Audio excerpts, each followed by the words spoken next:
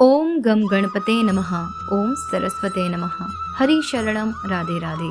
कार्तिक मास महात्म्य अध्याय 9।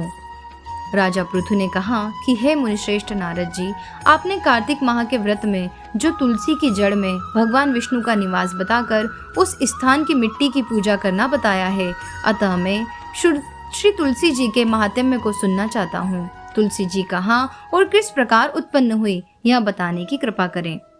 नारद जी बोले, राजन, अब आप तुलसी जी की महत्ता तथा उनके जन्म का प्राचीन इतिहास ध्यान पूर्वक सुनिए। एक बार देवगुरु बृहस्पति और देवराज इंद्र भगवान शंकर का दर्शन करने कैलाश पर्वत की ओर चले। तब भगवान शंकर ने अपने भक्तों की परीक्षा लेने के लिए जटाधारी दिगंबर का रूप धारण कर उन दोनों के मार्ग में अवरोध उत्पन्न किया। यद्यपि वह तेजस्वी, शांत, लंबी भुजा और चौड़ी छाती वाले गौर वर्ण अपने विशाल नेत्रों से युक्त तथा सिर पर जटा धारण किए वैसे ही बैठे थे, तथापि उन भगवान शंकर को न पहचान कर इंद्र ने उनसे उनका नाम व धाम आदि पूछते हुए कहा कि क्या भगवान शंकर अपने स्थान पर हैं या कहीं गए हुए हैं। इस पर तपस्वी रूप भगवान शिव कुछ नहीं बोले। इंद्र को अपने त्रिलोकीनाथ होने का गर्व था। उसी अहंकार के प्रभाव से वह चुप किस प्रकार रह सकता था। उसने क्रोधित होते हुए उस तपस्वी को धुड़क कर कहा कि अरे, मैंने तुझसे कुछ पूछा है और तू उसका उत्तर भी नहीं देता। मैं अभी तुझ पर वज्र का प्रहार करता हूँ, फिर देखता हूँ कि कौन तुझ दुर्मति की रक्षा करता है।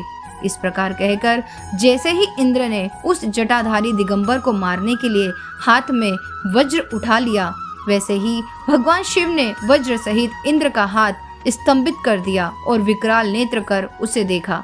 उस समय ऐसा प्रतीत हो रहा था कि वह दिगंबर प्रज्वलित हो उठा है और वह अपने तेज से जला देगा। भुजाएं स्तंभित होने के कारण इंद्र दुखित होने के साथ साथ अत्यंत कुपित भी हो गया, परंतु उस जटाधारी दिगंबर को प्रज्वलित देखकर बृहस्पति जी ने उन्हें भगवान शंकर जानकर प्रणाम किया और दंडवत होकर उनकी स्तुति करने लगे।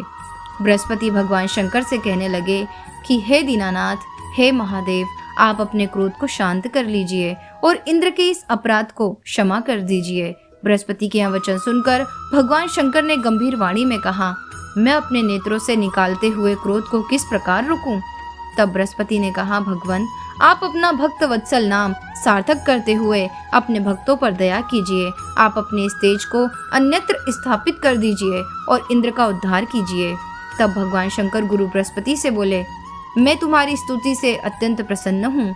तुमने इंद्र को जीवन दान दिलवाया है। मुझे विश्वास है कि मेरे नेत्रों की अग्नि अब इंद्र को पीड़ित नहीं करेगी। बृहस्पति से इस प्रकार कहकर भगवान शिव ने अपने मस्तक से निकाले हुए अग्निमय तेज को अपने हाथों में ले लिया और फिर उसे क्षीर सागर में डाल दिया। तत्पश्चात भगवान शंकर अंतर्धान हो गए। इस प्रकार जिसको जो जानने की कामना थी उसे जानकर इंद्र तथा बृहस्पति अपने अपने धाम को चले गए। तो ये थी कार्तिक मास महात्म्य अध्याय 9। राधे राधे।